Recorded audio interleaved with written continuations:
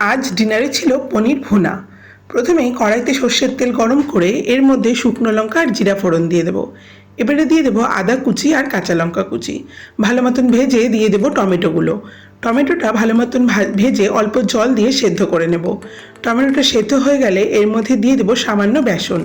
বেসনটাকে ভালো মতন ভেজে অল্প করে জল দিয়ে কষিয়ে নেব। কষানো হয়ে গেলে এর মধ্যে দিয়ে দেবো ক্যাপসিকাম কুচি, নুন, হলুদ, জিরের গুঁড়ো আর লঙ্কার গুঁড়ো। সমস্ত কিছু দিয়ে ভালো মতন কষানো হয়ে গেলে ঢাকা দিয়ে ক্যাপসিকামটা সেদ্ধ হতে দেব। ক্যাপসিকামটা ভালো মতন সেদ্ধ হয়ে গেলে পরে এর মধ্যে দিয়ে দেবো গুঁড়ো করে রাখা পনিরটা দিয়ে আরও কিছুক্ষণ কষিয়ে নেব। ভালো মতন কষানো হয়ে তেল ছেড়ে আসলে অল্প জল দিয়ে ঢাকা দিয়ে এটা সেদ্ধ হতে দেব। সমস্ত কিছু ভালো মতন মিশে গেলে উপর থেকে চিনি, কাসুরি মেথি আর বাটার দিয়ে আমরা রান্নাটা শেষ করে নেব।